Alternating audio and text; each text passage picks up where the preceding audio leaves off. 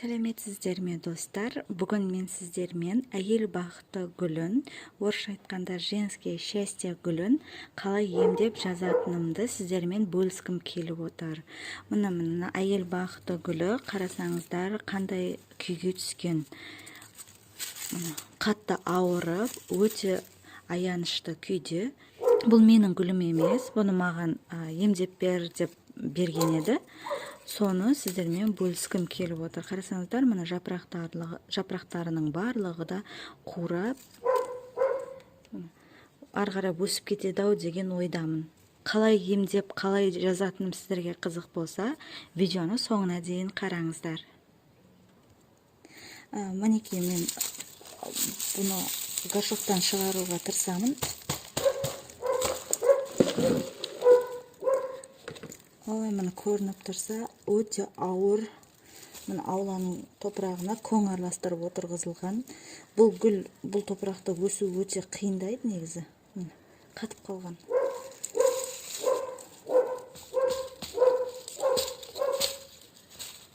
Тамырлары жоқ емес, әдемі тамырлары бар. Міне.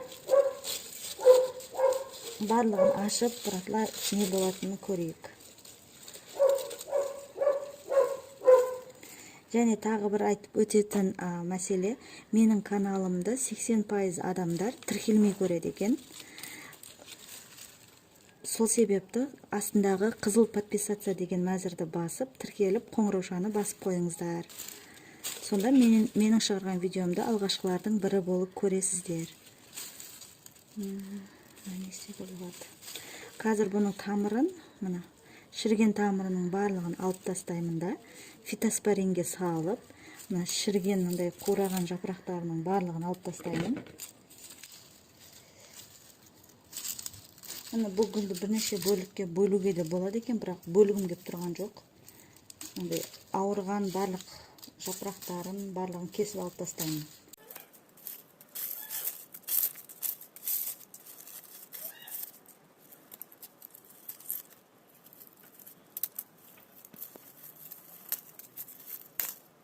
Зақым келген жағының барлығын алып тастаймын.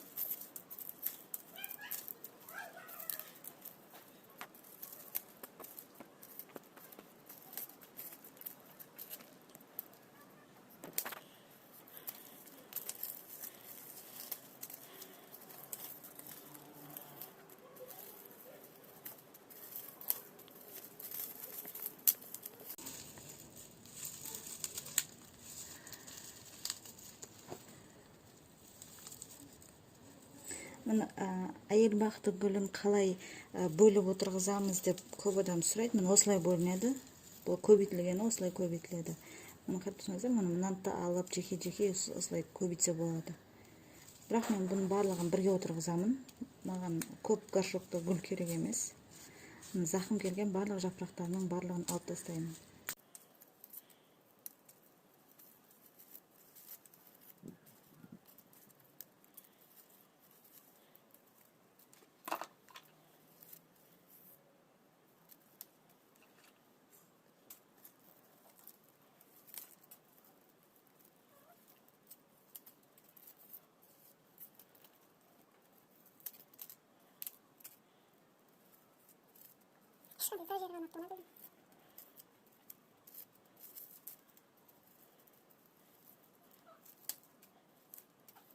Барлық зақым келген жерлерінің барлығын алып тастадым.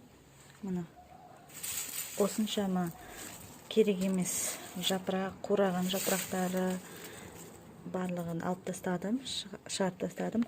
Мұны топырағынан да босаттым, тамырлары.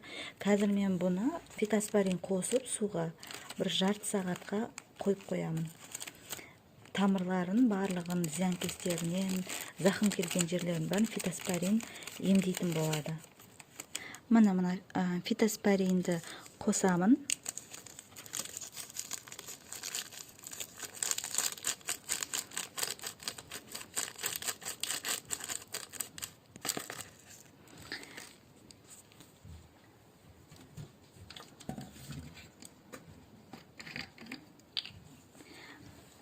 Және су құямын. Осы фитоспорин суға бір жарты сағаттай тамырларын батырып қоямын.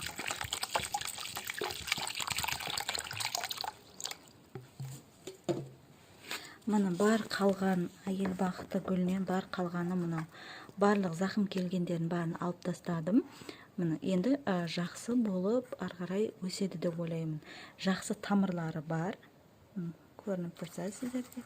Осыны фитоспорин суда біраз уақыт жарты сағаттай салып, содан кейін жеңіл, құнарлы, универсальный топыраққа отырғызатын боламын. Қалай отырғызғаным сіздерге қызық болса, қандай топырақ дайындайтыным қызық болса, видеоны соңына дейін қараңыздар. Мінекей достар, мына фитоспорин суында жарты сағат тұрды. Өзінің горшогы енді сәл үлкендеу болады. Мен үнемі айтамын, әйел бақыты гүлі тар горшокты жақсы көреді деп. Мына горшокқа отырғызамын. Кәдімгі мынандай универсальный покупной топырақ. Мына жеңіл, борпылдақ. Мына көрініп тұрса, мына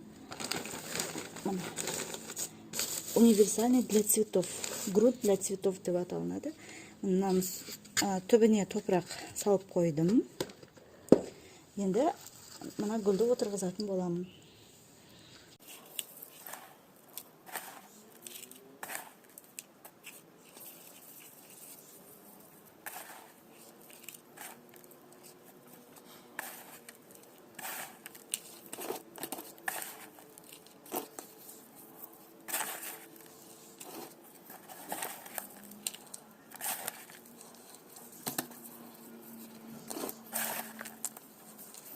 Бұл гүлді отырғызған кезде мына точка ростасын, бұның қатты топыраққа көміп тастауға болмайды. Бұл жер ашық болу керек.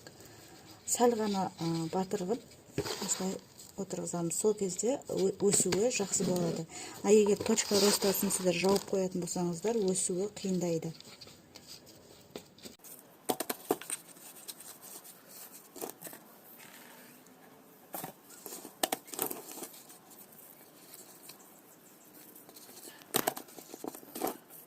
Мен осылай отырғыздым. Топырақ өте құрғақ.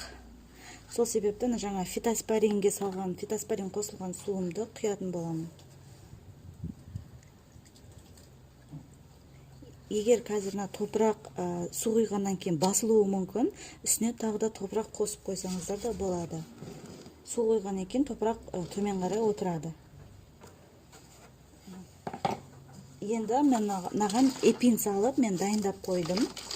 Мына эпинді 1 литр суға 8 тамшы эпин салып, қазір бұған жапырақтарына себемін. Бұл стресстен снимать етеді және стимулятор өсуін жақсартады.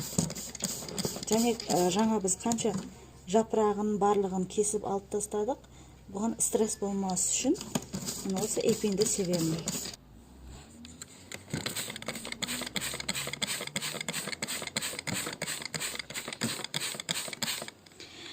Мына осылай енді жақсы өсіп, арғарап, жақсы алып кетеді деп ойлаймын. Өсіп, барлығымызды қуантады деп ойлаймын. Және бұл өзін қалай сезініп жатқанмен, алдағы уақыттарда сіздермен тағы да бөлісіп отыратын боламын нәтижелерімен. Назарларыңызға рахмет. Егер видео ұнаса, лайк басыңыздар және каналға тіркелуді ұмытпаңыздар. Төмендегі қызыл мәзірді подписаться деген басып, қоңыраушаны міндетті түрде басып қоюларыңызды сұранамын. Менің шығарған видеоларымды алғашқылардың бірі болып көретін боласыздар. Назарларыңызға рахмет. Лайк басыңыздар. Сау болыңыздар.